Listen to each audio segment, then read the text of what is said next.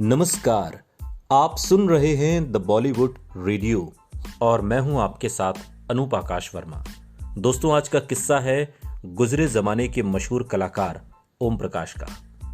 ओम प्रकाश जिनके पास एक रोज फूटी कौड़ी भी नहीं थी, और ये उन दिनों की बात है जब पैसे नहीं हुआ करते थे और खाना खाने के लिए होटल में चले गए। एक्टर ओम प्रकाश की गिनती बॉलीवुड के लेजेंडरी स्टार्स में होती है।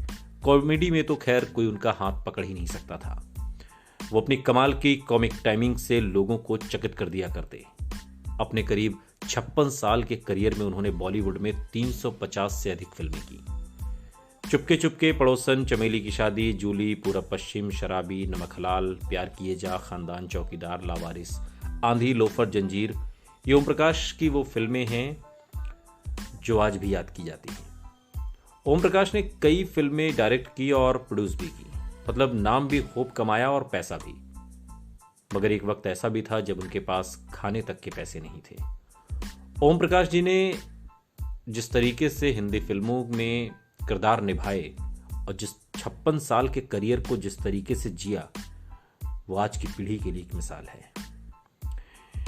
ये बात उन दिनों की है जब ओम प्रकाश जी काम की तलाश में मुंबई आए और काम की तलाश में कई दिनों तक एक स्टूडियो से दूसरे स्टूडियो तक भटकते रहे, मगर हर जगह से वो खाली हाथ लौटते थे।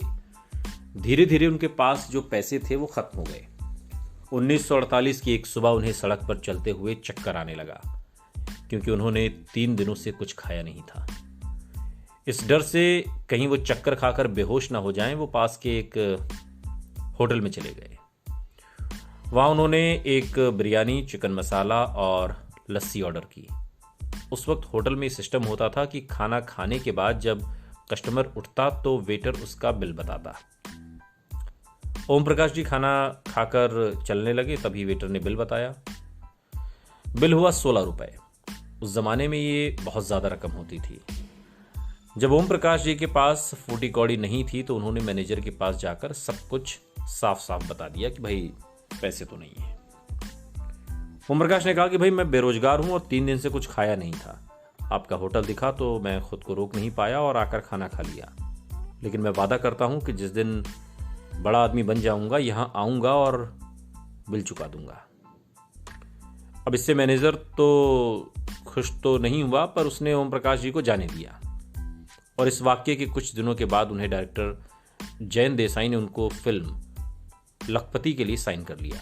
साइनिंग अमाउंट दिया 1000 रुपए, और उनके द्वारा दिए गए चेक को ओम प्रकाश ने एक बैंक से भुनाया और सीधे उस होटल वाले के पास पहुंच गए। होटल के मैनेजर ने पहले तो उन्हें पहचाना ही नहीं, मगर जब ओम प्रकाश साहब ने याद दिलाया तो वो बिल लेने को राजी हो गए। कुछ इस तरह थे ओम प्रकाश। लेकिन ओम प्रकाश की जिंदगी जितनी कहें कि यादगार रही या यूं कहें कि कामयाब रही, मौत उतनी ही दर्दनाक थी। एक और आपके लिए टास्क है। टास्क छोटा सा है और टास्क ये है कि ओम प्रकाश जी का पूरा नाम क्या है। कमेंट बॉक्स में बताइएगा। सुनते रहिए द बॉलीवुड रेडियो, सुनता है सारा इंडिया।